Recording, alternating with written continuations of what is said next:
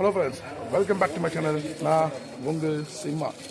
நம்ம பார்த்தீங்கன்னா இப்போ மேல்கோட்டை வந்திருக்கோம். அந்த மேல்கோட்டையில் வந்திருக்கக்கூடிய ஸ்ரீ செல்வ நாராயண சுவாமியாக நம்ம அனுபவிக்கிறார். பழங்காலத்து கோவில், யுகம் யுகம் கண்ட பெருமாளாக இங்கே நமக்கு அருள்பாவிக்கிறார். நம்ம சொல்லுவோம் இல்லையா, திரேதாயுகம், அப்புறம் கலியுகம், அந்த மாதிரி சொல்கிறோம் இல்லையா. யுகம் யுகமாக யுகம் கண்ட பெருமாளாக நமக்கு இங்கே அருள்பாவிக்கிறார். இங்கே பெருமாளுக்கு என்ன விசேஷம் அப்படின்னு நம்ம பார்க்கும்போது, இங்கே ராமானுஜர் இருக்கார் இல்லையா, இங்கே ராமானுஜருடைய கனவுல தோன்றி இந்த இடத்துல பெருமாள் இங்கே இருக்க அப்படின்னு சொல்லி அவர் கனவுல தோன்றியிருக்காரு.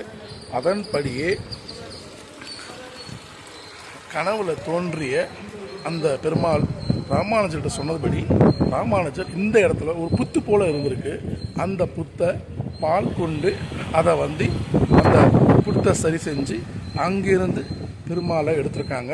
இங்கே இருக்கக்கூடிய எல்லா பெருமாளுமே சுயம்புவாக வந்த பெருமாள். கலி யுகத்தில் நமக்கு இப்படி ஒரு அற்புதமான ஒரு பெருமாளை நீங்கள் செவிக்கலாம். யுகம் கண்ட பெருமாளாக காட்சியளிக்கிறார்.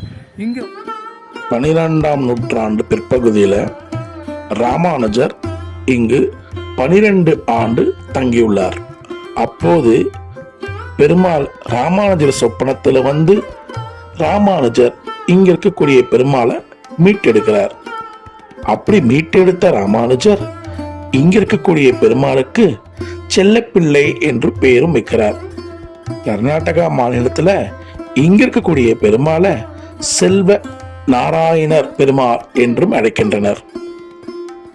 கொய்சாலீஸ்வரர் மன்னன் விஷ்ணுவர்தனுடைய கண்ட்ரோல்ல இந்த இடத்துல கோவில் அமைக்கப்பட்டு திருநாராயணபுரம் என்று இந்த இடத்துல அழைக்க ஆரம்பிச்சாங்க.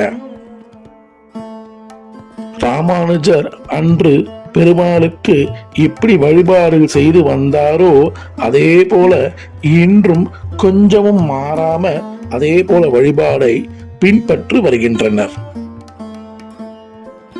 இக்கோவிலுடைய இன்னொரு சிறப்பு நம்ம பார்க்கறச்சு, ராமானுஜருடைய 3 திருமேனிகள். அவை மிகவும் புகழ் பெற்றதாகும். ராமானுஜருடைய முதல் திருமேனி தாரமகிர்ந்த திருமேனி மேல்கோட்டை என்கிற திருநாராயணபுரத்தில் அமைந்துள்ளது. அடுத்து சென்னைக்கு அருகில் உள்ள ஸ்ரீபெரும்புத்தூரில் தான் உகந்த திருமேனி மற்றும் ஸ்ரீரங்கத்தில் இருக்கக்கூடிய தானான திருமேனி. திருநாராயணபுரம் என்ற ஸ்தலம் ஸ்ரீ ராமானுஜருடைய அபிமான ஸ்தலமாகும். வடநாட்டில் பத்ரிகாசலம் இருப்பது போல் இஸ்தலம் தென் பத்ரிகாஸ்தலம் என்றே அழைக்கப்படுகிறது. இந்த கோவில் எங்க இருக்குன்னு பார்க்கும்போது, கர்நாடகா மாநிலத்துல